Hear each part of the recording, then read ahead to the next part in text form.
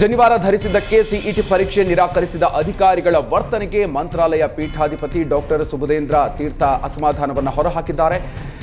ರಾಯಚೂರಿನಲ್ಲಿ ಮಾತನಾಡಿದ ಸುಬುಧೇಂದ್ರ ತೀರ್ಥರು, ಜನಿವಾರ ಧರ್ಮ ಹಾಗೂ ಸಂಪ್ರದಾಯದ ಸಂಕೇತ, ಜನಿವಾರ ತೆಗೆಸಿದ್ದು ಖಂಡನೀಯ ಅಂತ ಹೇಳಿದರು. ಸಂವಿಧಾನದಲ್ಲಿ ಅವರವರ ಸಂಪ್ರದಾಯ ಅನುಸರಿಸಲು ಅವಕಾಶ ಇದೆ.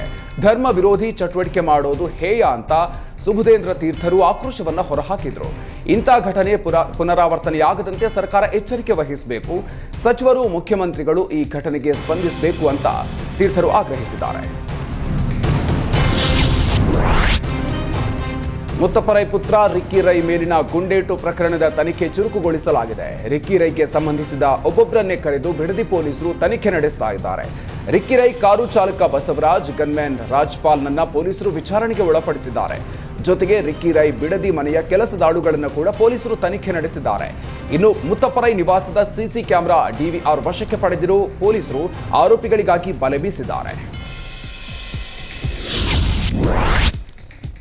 ರಾಜ್ಯದ ಹೆಣ್ಮಕ್ಕಳಿಗೆ ಸರ್ಕಾರ ಗುಡ್ ನ್ಯೂಸ್ ಕೊಟ್ಟಿದೆ. ಇನ್ನು ಮುಂದೆ ರಾಜ್ಯದ ಎಲ್ಲಾ ಶಾಲೆಗಳಲ್ಲಿ 50% ಸೀಟು ಹೆಣ್ಮಕ್ಕಳಿಗೆ ಮೀಸಲಿಡುವಂತೆ ಸರ್ಕಾರ ಆದೇಶಿಸಿದೆ. ಅನುದಾನಿತ ಹಾಗೂ ಅನುದಾನ ರಹಿತ ಖಾಸಗಿ ಶಾಲೆಗಳಿಗೆ ಹೊಸ ನಿಯಮ ಅನ್ವಯಿಸಲಿದೆ. ಸಿಬಿಎಸ್ಇ, ಐಸಿಎಸ್ಇ ಕೇಂದ್ರ ಪಠ್ಯಕ್ರಮ ಅನುಸರಿಸುವ ಶಾಲೆಗಳು ಕೂಡ 50% ಸೀಟ್ಗಳನ್ನು ಹೆಣ್ಮಕ್ಕಳಿಗೆ ಮೀಸಲಿಡಬೇಕಿದೆ. ಒಂದು ವೇಳೆ ದಾಖಲಾತಿ ವೇಳೆ ನಿರೀಕ್ಷಿತ ಅರ್ಜಿಗಳು ಲಭ್ಯವಿಲ್ಲದೇ ಇದ್ದಾಗ ಉಳಿಕೆ ಸೀಟ್ಗಳನ್ನು ಬಾಲಕರಿಗೆ ನೀಡಬಹುದಾಗಿದೆ. ಭಾಷಾ ಮತ್ತು ಧಾರ್ಮಿಕ ಅಲ್ಪಸಂಖ್ಯಾತ ಶಾಲೆಗಳಿಗೆ ಈ ನಿಯಮ ಅನ್ವಯಿಸುವುದಿಲ್ಲ.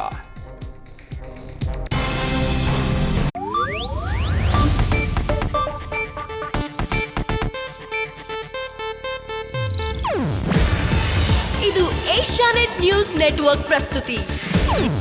ನೀವು ನೋಡ್ತಿದ್ದೀರಾ ಏಷ್ಯಾನೆಟ್ ಸುವರ್ಣ ನ್ಯೂಸ್.